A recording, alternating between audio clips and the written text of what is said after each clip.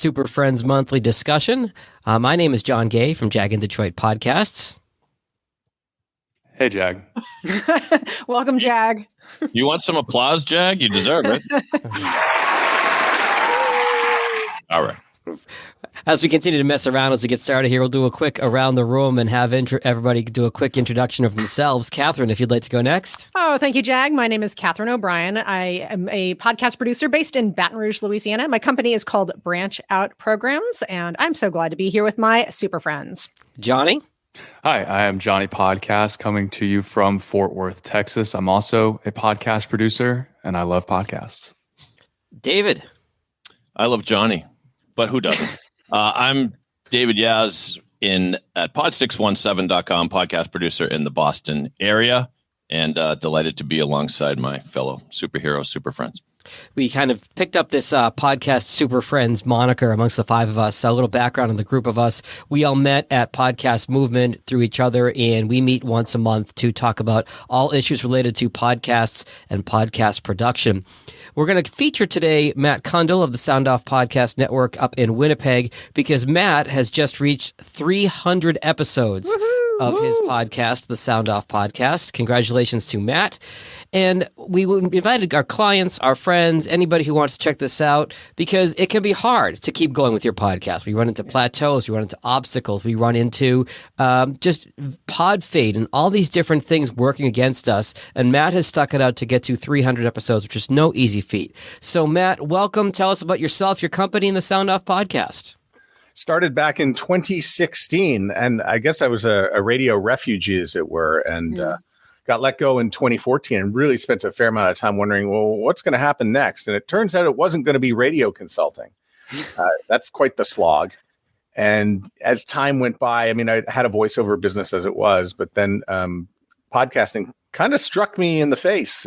I said, well, I'll go check out what this podcast thing's all about in Chicago in 2016. And I said, wow, that's quite interesting what's going on. There's a lot of microphones, a lot of content being created.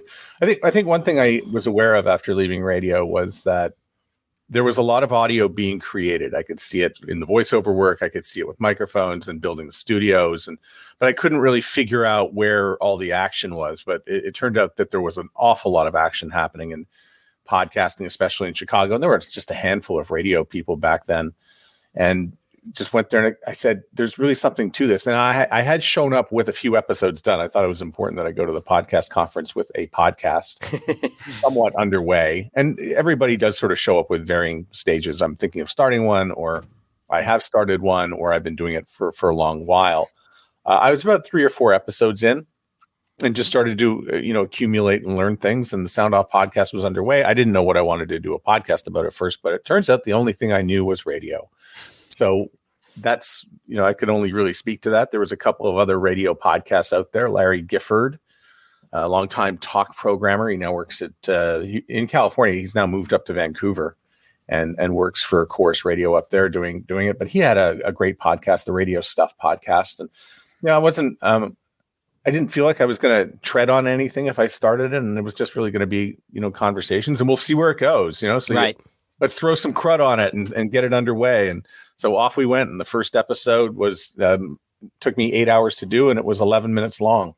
Oh, hang on, Matt. Let's jump in. Let me hop in here for a second. 8 hours. How did that break down? Was that editing? Was that prep? Was that promotion? How did that 8 hours break down roughly? It was editing and working with a single piece of audio and just getting it published. And about 6 of it was me not really knowing how to do it. I really didn't spend a lot of time editing audio when I was in radio because I was a program director. Sure. So, I cut tape back in the day. Razor blades and splicing and all that stuff. But digital audio and getting into that was a little bit scary at first, but I had a little bit of practice on it and began to go forward with it. But by the time I got to episode 4, I realized I wasn't very good at it. And I hired somebody who was really good at it. And we've been working together ever since. I find go ahead. I was going to say, I'm surprised it only took 8 hours. I know that feeling of just, not wanting to hit publish and not knowing exactly what's going on. So 8 hours, I think, is just even a success to get that 11-minute episode out. And Matt, you're not is ununique a word? You're not a non-unique case in this kind of movement. Jag can attest to this sort of movement from radio into the podcasting world. And you've sort of established yourself as this liaison for, drifting ex-radio people into the world of podcasting. Do you want to touch on that a little bit? Yeah, I think it was actually may have been the week before Podcast Movement. I went to the Conclave in Minneapolis, which is a radio get together of sorts. It's quite nice where, longtime broadcasters meet young broadcasters, and it's really a good feel good place to go. And I thought, how do I bottle this every week? There's some great conversations. How many people are going to be in the room? And what would you charge for a banner at the front of that room? Because that's really what you should be charging for your podcast. So love that. And I neglected to mention that in my episode 300, that the roots of the show is found in the Conclave. And we haven't done one since 2019. I don't think there's going to be one for the next little while before they get that conference started up again, which is too bad. But I thought, this is really fun. How do I bottle this every week and just have conversations about radio? And I found it was a great place to meet future guests on the show and bring them on and let them continue the conversation about what was going on at the conference. And yeah, it has been really at the crossroads. I was really looking for the crossroads between broadcast and podcast. And after 6 years, I'm here to say they don't even really intersect a whole lot other than a microphone. Well, let me have you expand on that a little bit, Matt. Analogy that I've heard is they're almost like two cars on the freeway going in their own lanes, and they kind of do their own thing, and it gets a little problematic when one tries to cut the other one off. You know where you heard that, Jag? Me. That's my analogy. That's right, Johnny. You did come up with that. Credit where credit is due. That's funny.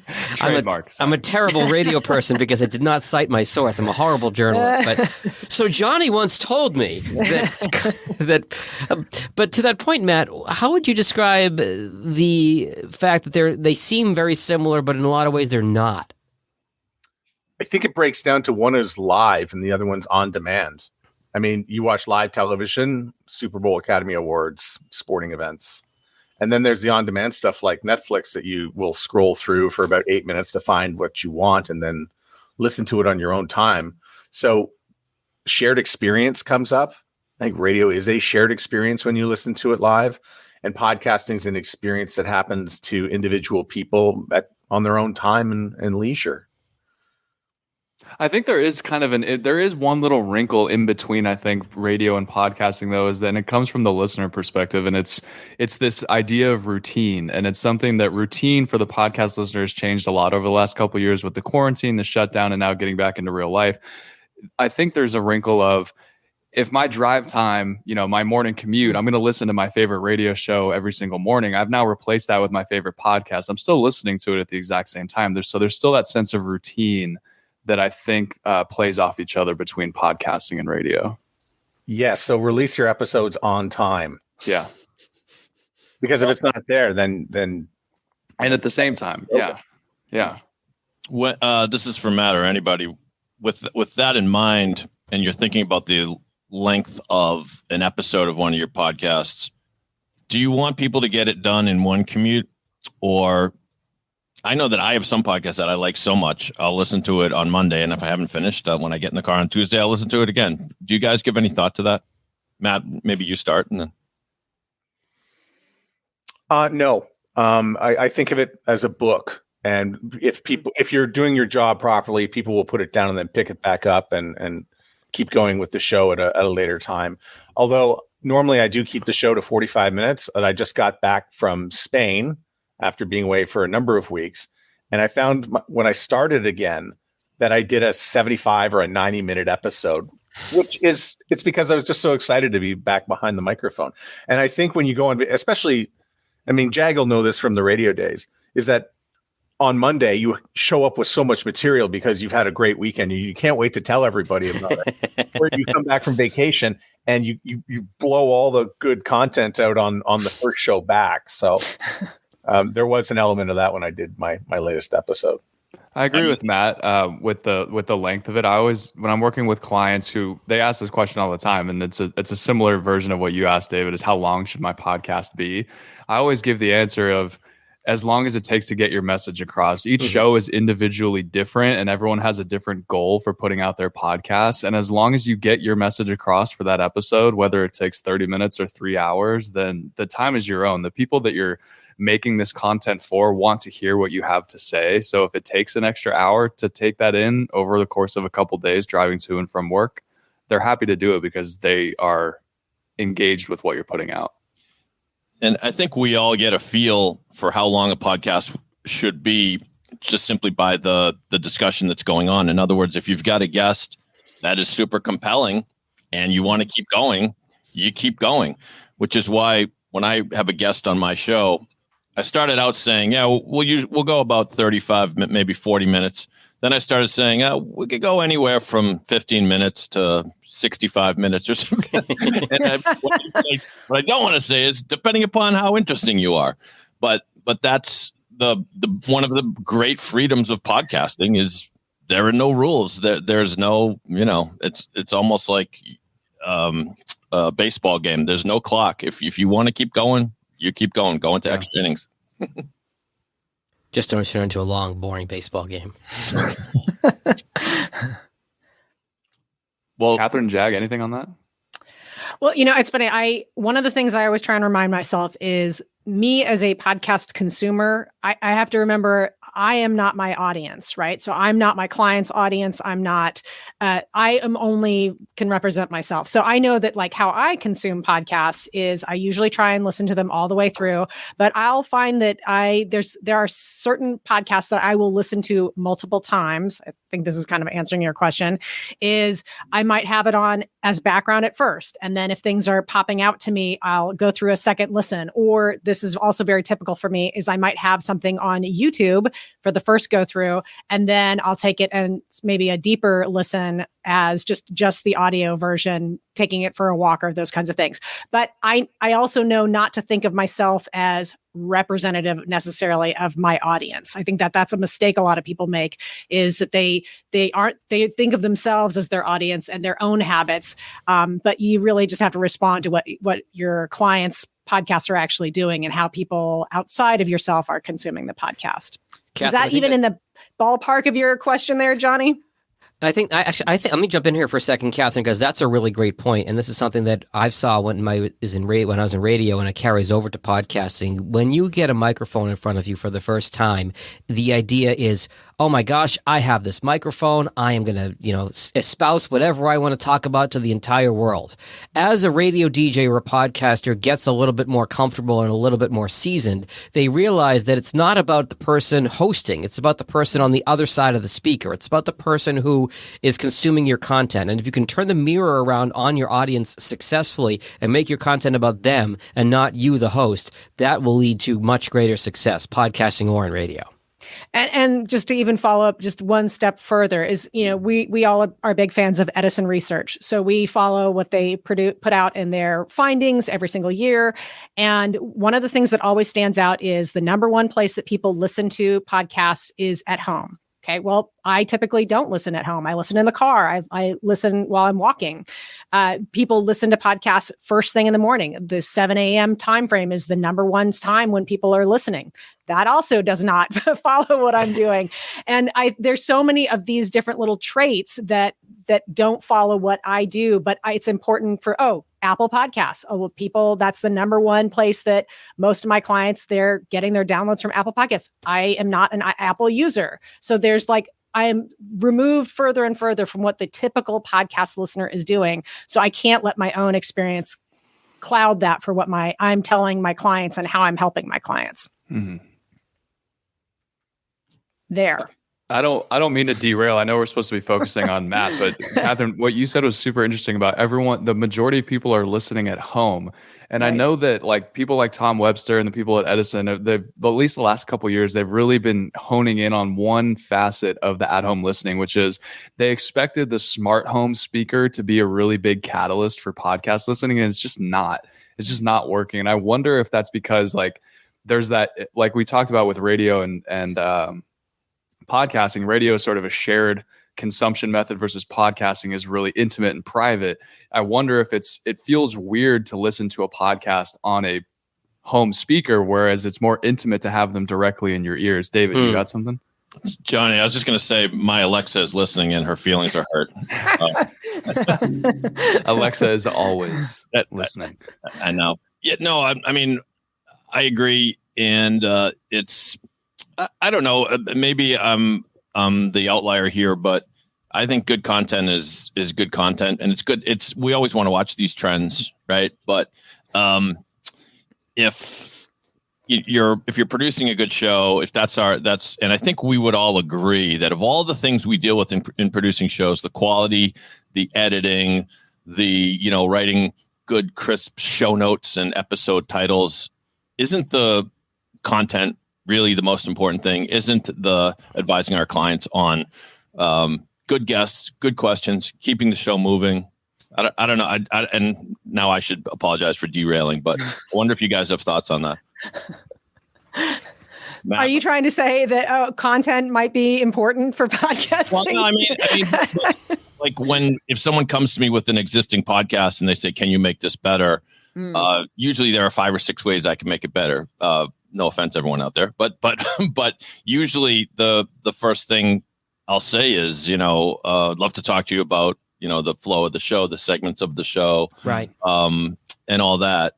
And that leads me to a question that I've kind of had holstered here for a minute, and that is, Matt, maybe you can take this. Is how do you advise someone who comes to you and says, "Dying to do a podcast, it's going to be on the construction industry or the real widget industry." Well, we got to make something, Jag, right? I was thinking maybe he's going to interview people about buildings around town that they have created. Maybe he's interviewing architects. Okay, whatever. And every episode he's going to interview a new architect and their project and how it came to be. So that's kind of interesting, right? But then he says to you, "But what do I do? Do I just introduce the guests and just start talking? Is it as simple as that?" Because I like to brainstorm different little segments and tidbits, and you radio guys will appreciate that, how you package that and image that or whatever you call it. But Matt, maybe you take that one first. What does episode 1, 2, and 3 sound like? What is episode 10 going to be about? And where do you see yourself in 3 years with this thing? Mm-hmm. So really plan out the whole thing. Like go deeper than just, I'm going to interview people, because they're going to get to episodes. This is why so many of them die at 7. Yeah. Because they get to 7, they only know really 7 people, or they had 7 ideas, and then they really didn't think about how to evolve it further than that. And a lot of them die at 17 because they had more friends. And, and then some of them die. I think the ones that sort of die around the 50 mark, because they did one every week and they're exhausted, then they start saying, well, where's the ROI? And that one is, sort of the other trap that people get into, is that they're looking for actual physical money to be coming in. And there's so much with podcasting that we just don't see. And Catherine already touched on it. We don't see as much. She doesn't have as much at home listening. I do use my smart speaker, by the way, but I use it through the Spotify app. But I don't think I would use it as much if I had more people in the house. So I've got a lot of people coming and going from that. So there's a lot of time during the day that I can just be alone. And that goes to, podcasting being a very sort of solo headphone experience. I think the number was about 92% are consumed by people by themselves. And so all that sort of understanding and I think podcasters needing to be patient to grow their audience, and understanding that it's 3 years to build an audience and it's a long game. I think that's the best filter you can do before somebody comes to you and starts asking, can I do a podcast? And I think we saw a lot of business at the beginning of the pandemic. And now that the pandemic's coming to an end, do they have that same, affinity to be doing episodes as they once did? Can I jump in here? And I wanted to ask you, I have a question specifically for you, Matt, because you mentioned a couple of things that I think are really pertinent, is that any new endeavor can have a lot of enthusiasm and energy at the start.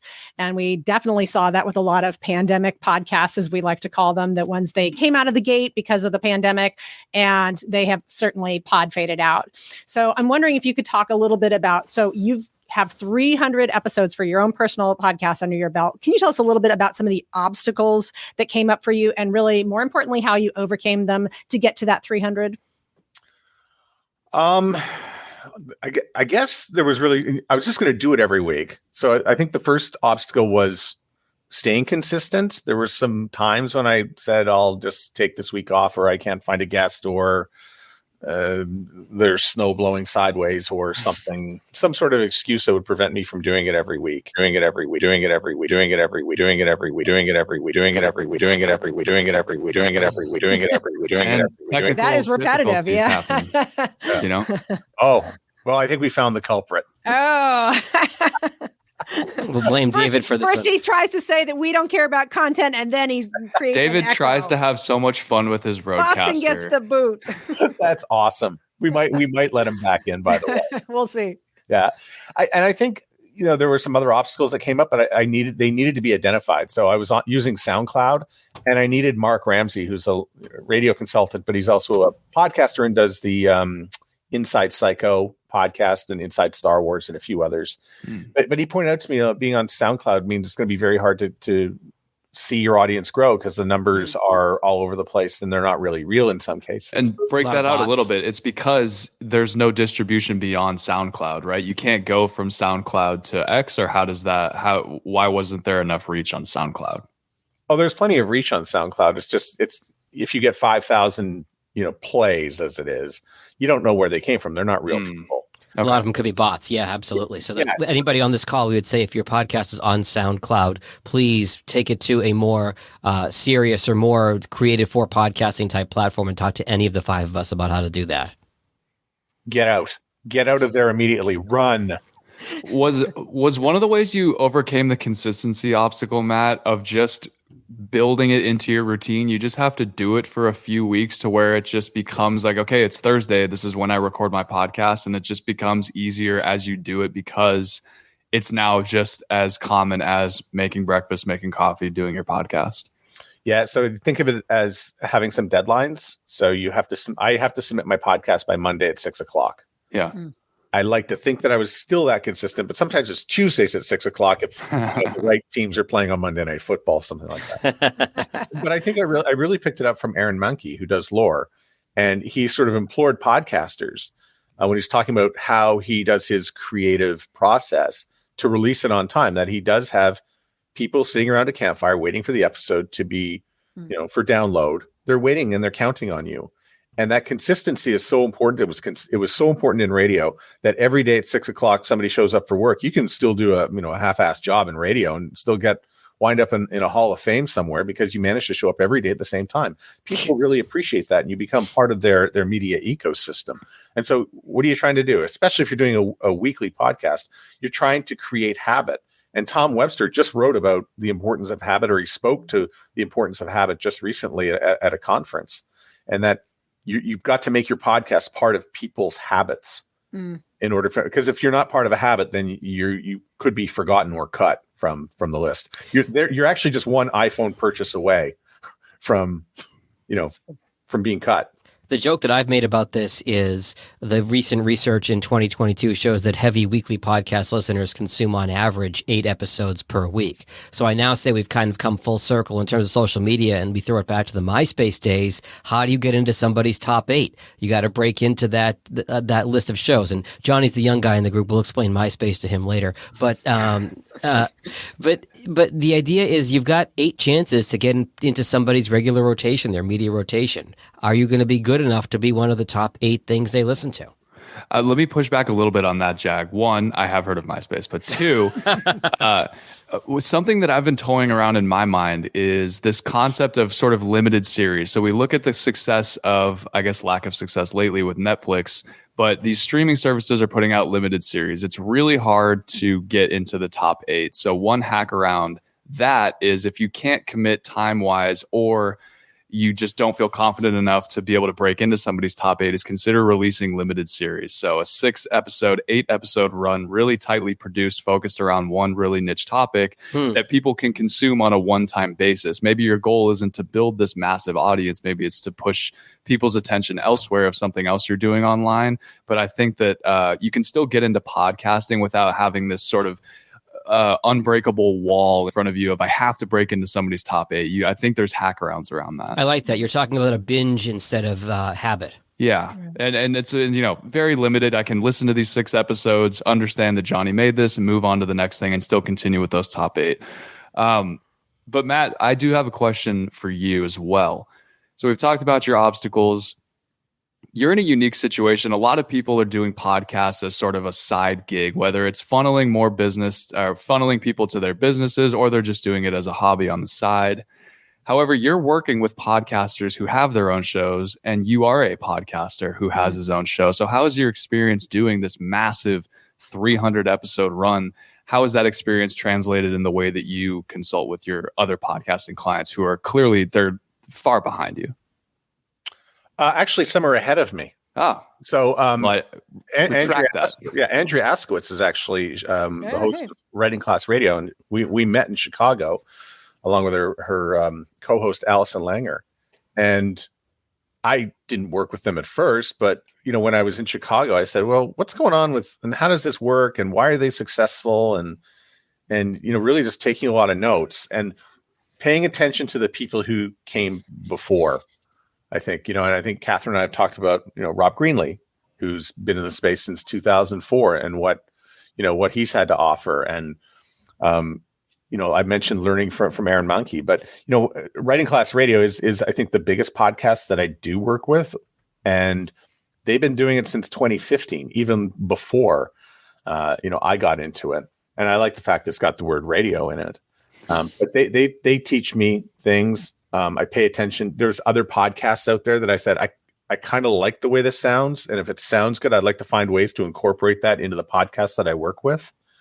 So I think you have to be a podcast fan a little bit and spend some time. But listen, all we've done, I know this because I've seen the emails between us. We've talked about all the work we have to do. We're trying to get stuff done before Memorial Day.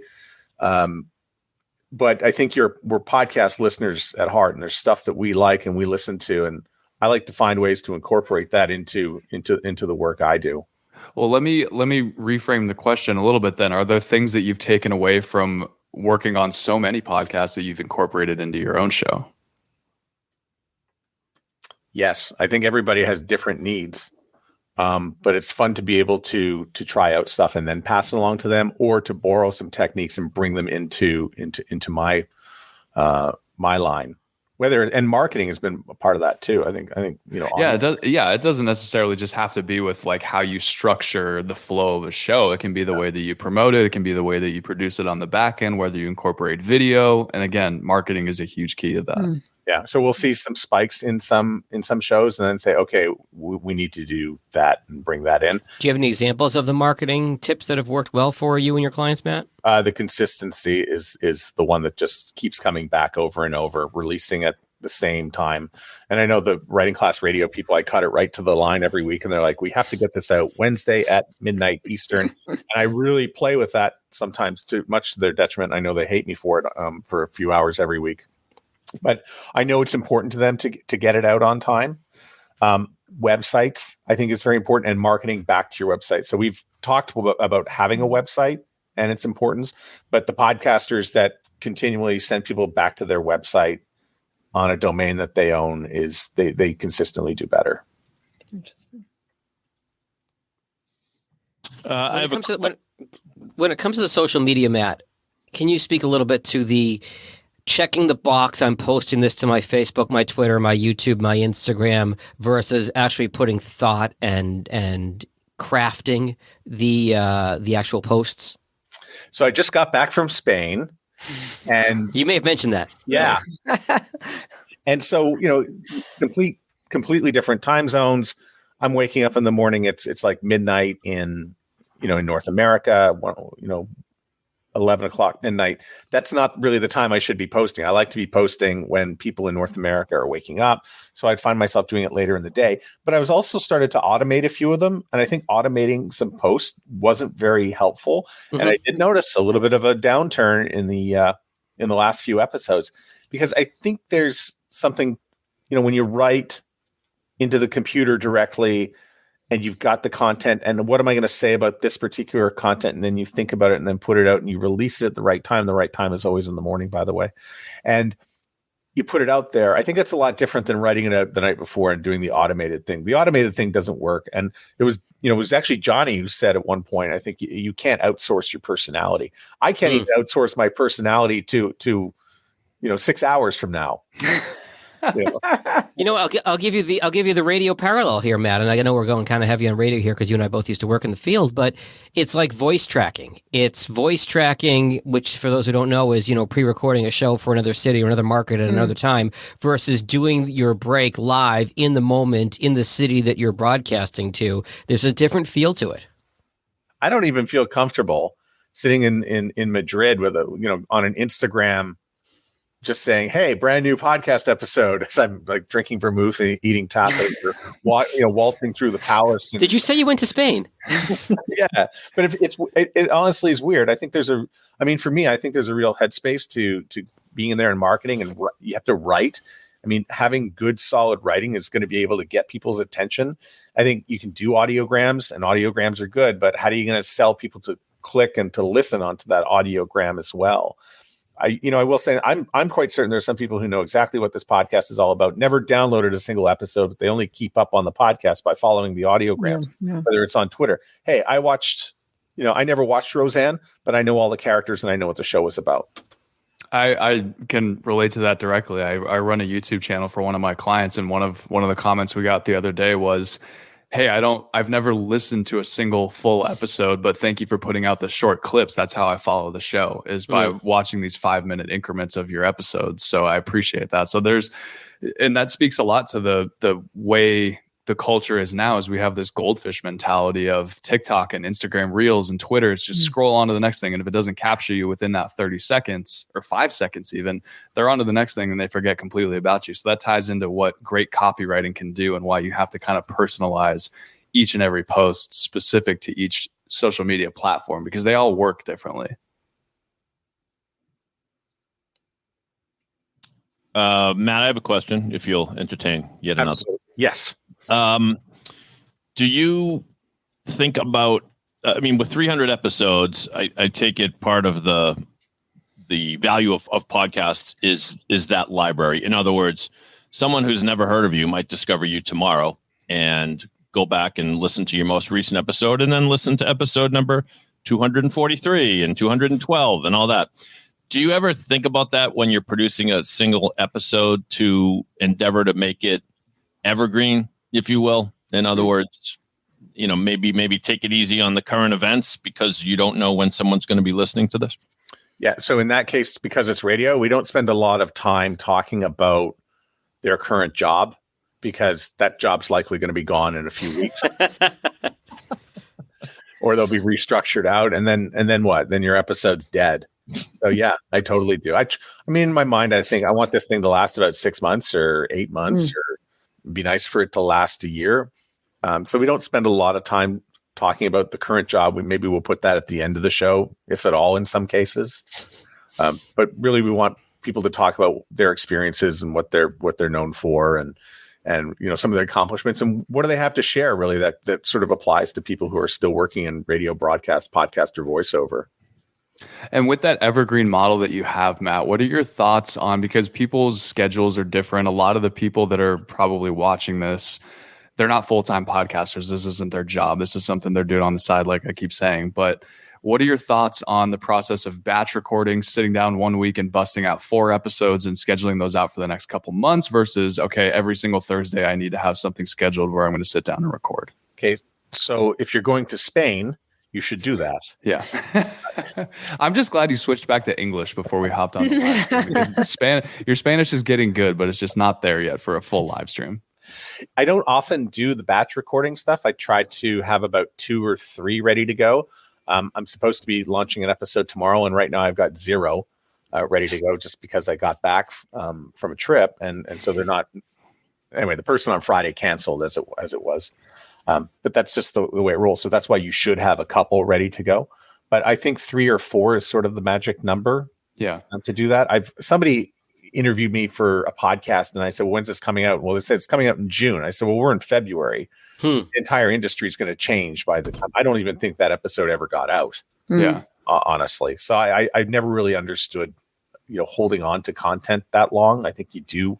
There's a sweet spot to getting it out. And I think probably, within 10 days is generally nice. And in a situation like you just had with where the Friday guest cancels, what do you recommend for hosts? Should they be scared to sit down solo and have something prepared to go? Should they always have kind of an emergency, hey, I need to rip a solo 30-minute podcast. I can't rely on being able to schedule somebody last minute.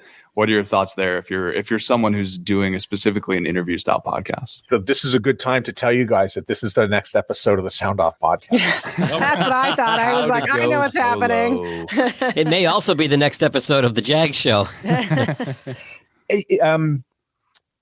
Darn, yes. I mean, listen, going solo is hard. I personally find it hard. I don't know about you, Jag. If you have like this sort of radio hang up where you might have to write it out, or, how long, what do I have to say? I mean, and I did do a blog recently on transcription.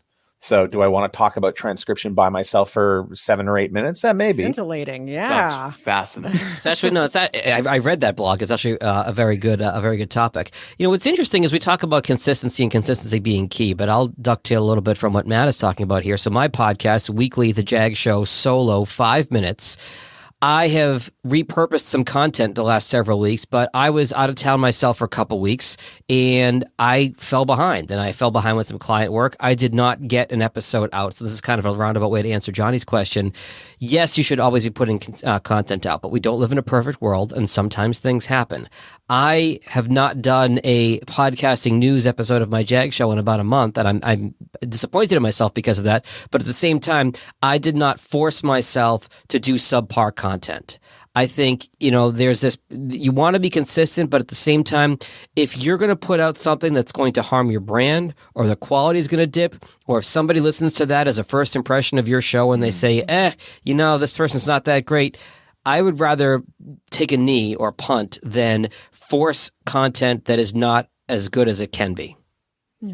Yeah, I think consistency is important, and I stress it to all my clients that they, should my podcast be weekly or bi-monthly or what? And what I usually say is the most important thing is be consistent and have a plan. And yet, then personally, with the Boston podcast, I break that rule all the time. And if we're honest with ourselves, I think we'd say that consistency is important, but possibly not the most important thing. If you have subscribers to your show, they will keep that feed alive, and they'll Jag. It's not like people are going to unfollow you just because you didn't put out an episode, a few weeks. And our podcasts have different purposes. You're still building the library, even if you're not being consistent. But and I think that podcast consumers' tastes have changed too. I think that some of the bigger podcasts that were limited series or do seasonal shows kind of paved the way for some of our clients, where the podcast listener has been conditioned to that some shows are just not weekly, or they're not bi-weekly. They have their own schedule. So I think there's something to say there. I do have a question. Has anybody been on a really good trip recently? Well, spoiler alert, Jag was actually in Spain with Matt. It's interesting you say that, David, because I just had a conversation with one of my clients who I recorded with this morning, and they were trying to do something weekly, and they work in high pressure jobs, and it's just impossible for them to get great guests every single week and get everyone's schedule to align. And like Jag said, life happens, things happen. And ultimately, I think the consistency is critical, but quality over quantity is something that I've been pushing a lot lately. So we moved to a monthly release format where I told them, I was like, hey, if we do this monthly, you have to get A+ guests every single month. Yeah. You can either do weekly C+ guests and then an occasional A+ guest sprinkled in there, but you can't do monthly C+ guests. They have to be really high quality guests if you're going to go in a monthly format, because if that's all people are going to see from you once a month is kind of a crappy podcast guest or quality of show, they're going to drop off so much easier. But it's easy to keep them if you're only requiring an hour out of their month, and it's going to be a fantastic hour where they're going to learn a lot and be really entertained. Something I remember one of my radio mentors teaching me is when I was doing nights up in Burlington, Vermont, was the longer the joke, the better the punchline has to be. It's all about the payoff. If you're going to bring somebody along a long way, there better be a fall on the floor laughing punchline there. So the same thing here in terms of payoff. If you are asking a commitment of a listener for a time period length, the quantity of the episode. The more you're asking of your listener, it's like a business transaction, the more you've got to give them in return, I feel. Yeah, it's really true. I got it, Jag. The aristocrats. I have a question, Matt, and for anyone who wants to chime in, of course. Maybe apropos of this session, have you ever thought about doing the show live? And apologies if you have done it live and I just missed that. But, in a perfect world, some of the podcasts I do, I'd love to do them live, and I'd love to develop an audience that gives comments during the podcast. So that now we're really talking about simulating radio, right? But it's a daunting thought for me that you build up an audience for your podcast, and now you got to build up kind of a second audience for the live show. But what are your thoughts on that? So I started to do a live show. I was going to be like a follow-up. So I'd bring a guest back and we would have like this same StreamYard conversation that we're having now. We would do it live. It would be on the Sound Off podcast page and the on the YouTube and on the Facebook and whatnot. And it was good, but it had a completely different feel. Mm-hmm. And so I thought, if I'm going to do this, I thought, well, I'll just release the episode as a bonus, or I'll put it out for a limited time and then send people back to I didn't really feel it had the same consistency as the other stories that are fairly highly produced. And then I started to play with, I'm going to record it. I'm going to do it live, and then I'm going to make an audio version of it that is completely different. Now that's a lot of time. And I think that's one of the big changes as we've, gone up to 300 episodes, are some of the changes along the way, whether it was with the marketing and how we did it, but we recently just added transcription. That's an investment. Big money and time, especially. Oh, you're telling me. I don't even know. I only did it because James Cridlin told me to do it. And Rob Greenlee. I think I think everybody speaks to the importance of a transcript.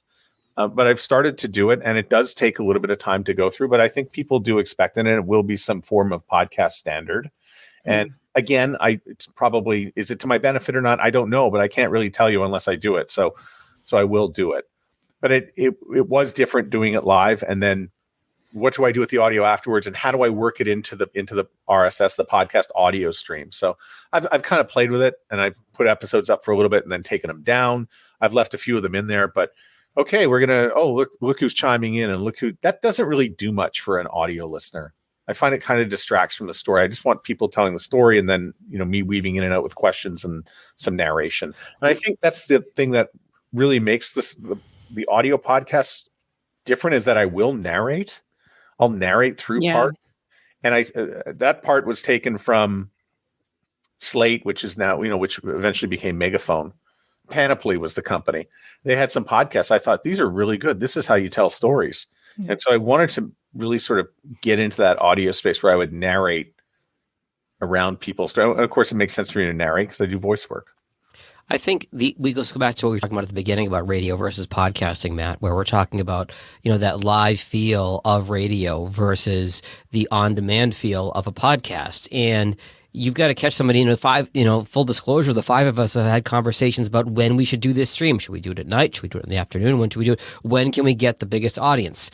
It's hard to get an audience to listen to your show on demand on their own time, but it's even harder to get them to listen at a specific time that you are setting. So I think there is an advantage to doing stuff live once in a while, but I like the on-demand model much better. I did have a complaint, by the way, about the last session, because this person emailed me and said, when are you going live with this thing with your podcast friends? And I said, well, I didn't respond because I was busy setting it up. But then I responded, oh, you can find it here. And no, I wanted to watch it live. Yeah. It depends on the type of content you're doing too. Like, this is sort of a roundtable discussion where we're not a ton of this is super planned. We're all kind of just adding on to it as we go, versus what you're doing with your show, Mac. A live model doesn't necessarily work because it's a conversation with a lot of narration added on top of it, where you're sort of crafting a story. I think the live aspect works in a lot of cases where there's a lot of interaction with, like how this model is doing. If people are commenting and asking questions, we can just add them on the fly, versus you sort of have your set schedule of what you're looking to do with this one guest, and adding in live commentary from the audience doesn't necessarily fit. Well, and I think that too, we eventually we would love to take questions from people who are watching this, right? Yeah. So that's and this to me, this points to the fact that like podcasting is its own thing. I this is one of my favorite dead horses to beat, is that podcasting is its own thing. So we can really just focusing on all the things that make podcasting great. Live streaming is a different thing. Mhm. This is what we're doing right now is not a podcast. So there is a culture and a style and a feel to live streaming that is not podcasting. We're trying to right now emphasize the things that a live stream does. In our shows for our clients and for ourselves, that is where we can really put on the podcast sort of shine. Well, then let's tie it back into podcasting then, Matt. One of the biggest differences between live streaming something versus a, on-demand podcast is the editing side of it. And it's a very daunting approach for a lot of hobbyist podcasters, a lot of people that produce their own show. What are your thoughts on the editing intensity of your podcast? Are you trying to remove every single and every mouth clicks, or are we just talking long pauses, bathroom breaks, a big screw up, or when we talk about someone's personal family member where you go, actually, I don't really feel like getting a mouthful from somebody later, so let's edit that part out. Geez. I like to leave the bathroom breaks in. I think they're interesting. Naked gun moment. All of it. The ums and the ahs come out. Yeah. And yeah, I mean, we want to have the nice pauses in there. We don't want to edit too tightly. We do want it to sound natural. I think one of the bigger changes I had to make was to stop speaking like a radio person into the microphone and start speaking like a podcaster into the headphones. Whatever do you mean? Exactly. Like a human being. Yeah. Yeah, and That sounds great, Matt. that's what we had to get rid of. And from the production side too, it was highly compressed and a lot of loud banging and noise because I wanted it to sound like radio, and that was a mistake. Mm-hmm. And so somewhere around episode 111, we stopped that after somebody pulled me aside at Podcast Movement and said, "You can stop that now." So it's actually I think it's Jeff Schultz, who works at Wondery, but he was the longtime imaging producer at KFOG, but he works at Wondery doing a lot of those podcasts now. And he says there's a difference and you need to pull it back now. So I thank him for that. But Matt, if you have someone who, let's say that it's like a DIY podcast and it's an interview podcast and they don't have the resources to edit out the ums and uhs, and they say, well, you know what? It is what it is. It's a conversation. I try to make it as good a conversation as I can. How important is that? I mean, what you're describing sounds great. It sounds like a professionally produced podcast, especially when you add the narration. That to me just makes it sound more slick, a step above. But I think some podcasters would push back on us and say, you guys don't need to do that much editing. If it's a good conversation, that's the most important thing. What do you think about that? No, anything you can edit, you can make better. Anything you can record, you can make better. So I'll take 43-minute conversation and make it 38. I save 5 minutes of all my listeners' time. And I think that's important to think about the time that you're saving for your listener. You want to make it a nice condensed experience. I don't think a few ums and ahs are going to hurt. Well, also the pace, the pace of that show will be more appealing to the ear, I think, rather than something with a lot of pregnant pauses. And yeah, you run the risk of sounding almost disorganized. Let me jump in here for a second, because I hear what you're saying, David. And I think we've all heard that from clients, maybe even some folks on this call, about having the conversation flow naturally. To Matt's point, you want to be respectful of your listeners' time. For them to listen to your podcast is a lot more of a commitment than it takes to like your Facebook post or comment on an Instagram post. So for me, and I agree with Matt, for me, it's about 10%. Out of a 60-minute podcast, I'll cut about 6 minutes. Out of a 30-minute podcast, I'll cut about 3 minutes on average. And I will take the ums and the uhs out. The golden rule of editing, of course, is if you can't make it sound natural when you're making the edit, leave it in as is. If there's going to be, if somebody's going to notice an edit, a layperson notice an edit, don't do it. So leave those. There are sometimes, I remember a session at Podcast Movement called The Artful There are some ums and uhs you would want to leave. If you ask a really thought-provoking question to your guest and your guest says, Oh, let me think about that for a second. That's important to context. You want to leave that. But the extraneous ums and uhs and likes and you knows, I think you can take those out and really, again, 3 minutes, 5 minutes of your podcaster's time, of your listener's time, rather, like Matt said, there's value in that. It may not seem like it in the moment, but it does over time. Pour one out for all the Gen Z podcast producers who are editing out. I think that sounds like pretty good. You know? The other thing that I look for is our repeated words, because we don't realize how often we repeat words until you see a transcription. And then it's like, yeah, and I'll see a transcription of myself, and I said the word "I" 7 times in a row before I got the set. Am I a stuttering fool? Don't answer that.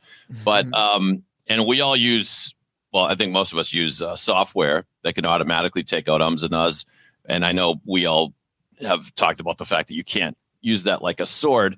There's also a feature in there that will cut repeated words. I ran into it, and at first I was so happy to have this function. I used it a little too aggressively. I was doing a music podcast with a friend. He was talking about the band Duran Duran. Oh, I was hoping you were going to say Duran Duran. Yeah. And when it came out, he said, "How come every time I say Duran, it just says Duran? I don't seem to remember saying that." And I said, "Oops, let me go back and fix it."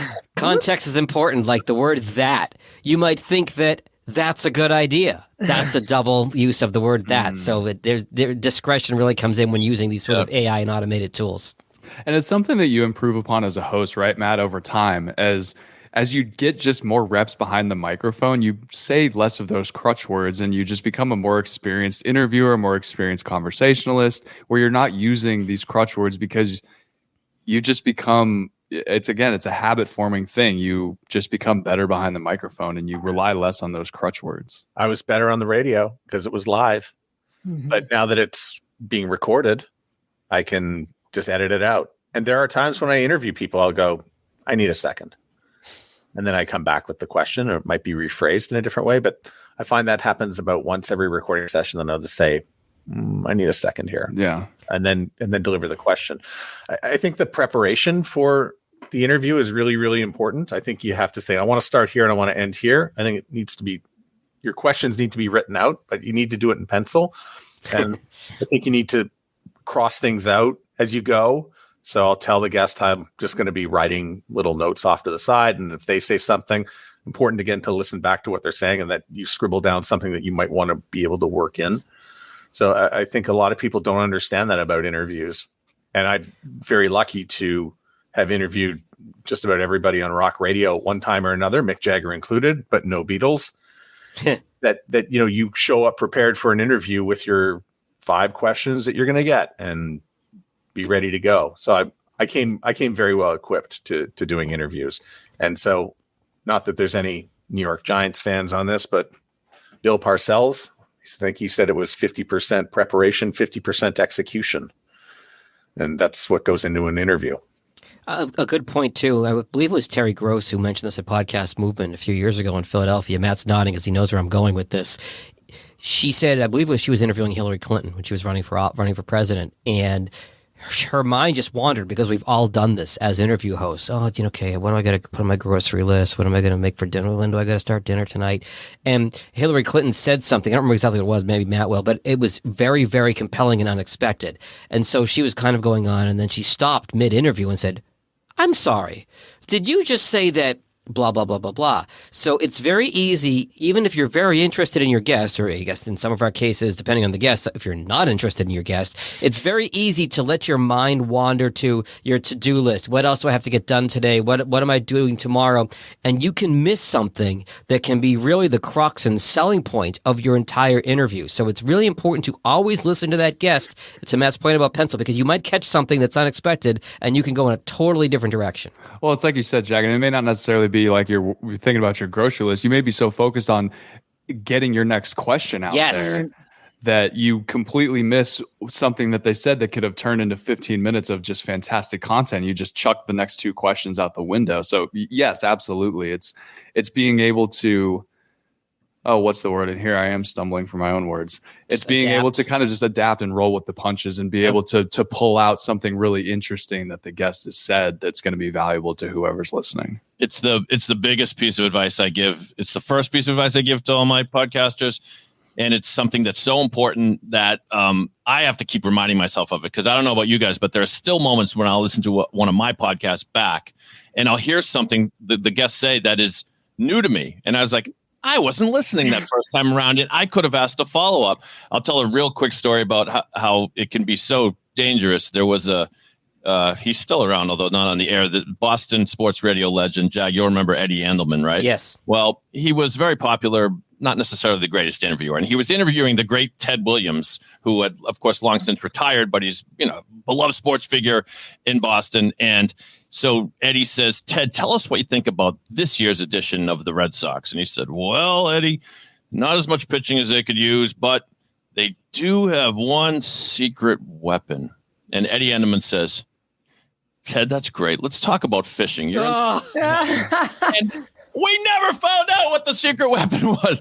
And that's just one example. But it's amazing how if you listen intently, your guests will reveal stuff, sometimes even under their breath, that if you don't go back and ask about and ask them to elaborate, people will say, well, but that's another story. And I'll say, well, there's a podcast. We got time. Tell me that story. That's what we're here for. Tell stories. One of the big things in podcasting is you want to avoid friction points for your listeners. You don't want to create friction with your listeners. And what you're describing, Dave, is exactly that. As any Red Sox fan listening to that, or any baseball fan, how did you not ask Ted Williams what the Red Sox secret ingredient is? How did you not ask that? You're creating friction, angst, whatever the word you want to use for your audience, and making it even a little bit more unpleasant, which you don't want to do with your audience. Yes. And to that point, Jag, great point. There's nothing. There's content that's bad and there's content that's confusing, and confusing can be even worse than bad or boring, because if your guest mentions someone like, one of my great influences is Bart Johansson. So, and and then he just keeps talking, and it's like, I don't know who the hell Bart Johansson is. Maybe we should clear that up for the listener before we keep moving on, So, and it's without any effort. It makes you as the interviewer seem just so much more intelligent if you just ask the question of, hey, you said blank. Explain that a little more. As an interviewer, you want to be the representation of your audience. You want to be the stand-in for your audience. So if your guest says something that your audience is going to say, who is that? Or what are you talking about? You need to be the stand-in for your audience and ask that question on their behalf. Great point. Yeah, I mean, I have a client that I work with, and he does a fantastic job of this. And he always prefaces it as, I'm going to ask a really dumb question. But it's always the question that the audience is thinking of, because it's, I don't know anything about your industry. You're the expert. So you may think of everyone who's listening already knows the sort of background to whatever you're talking about. So I'm going to preface this as, break this down to me like I am just the biggest idiot in the world, and kind of walk me through this so people can get a better understanding of why you are the way that you are. I host a number of podcasts for financial advisors, and a lot of times they'll throw out an acronym that is just very common in that field. Hey, make sure you take your RMDs at this age.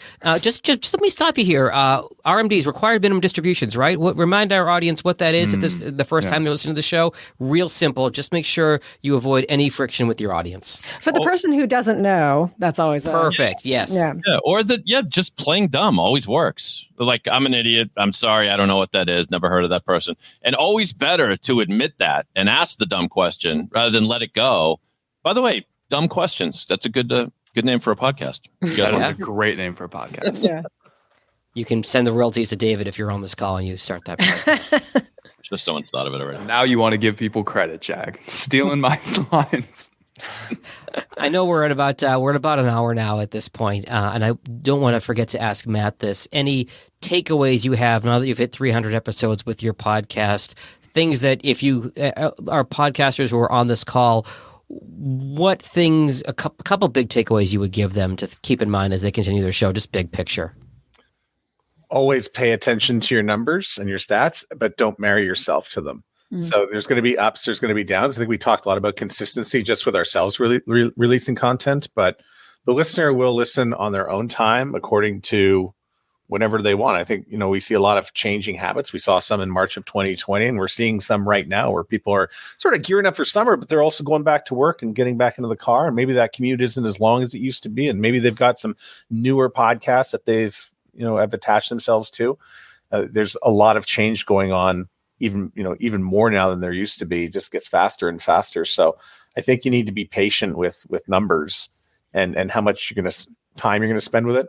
And as well, don't be afraid to change up your sound. I think that's one of the things I probably don't change the sound up enough on the show, whether it's a nice style of interview or whether it's the imaging or define imaging. The imaging at the beginning of the show. We've had 3 different voices at the start of the show, and what we say, it used to be really long, and then we made it super short, down to about 15 seconds. And where we take our breaks for a mid-roll to have some sponsorship mentions, I think I'm always looking for new and better ways to do that. But sometimes you just have to try it. So you constantly have to experiment with yourself and your podcast in some particular way, whether that is from the interviewing side, whether that may be from the editing side. Maybe we want to edit a little bit less than not quite as rigid as we once did, or maybe we want to tighten it up.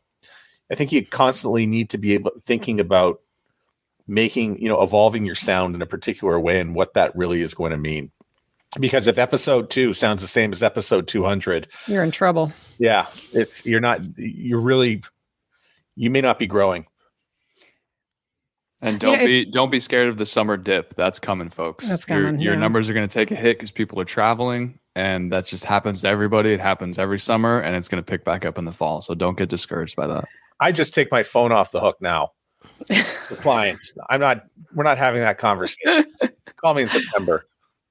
Again, shout out, call back to me saying I listen to lots of podcasts. This is where I catch up on my podcast listening. So I am not the typical audience member. That's the thing to keep there.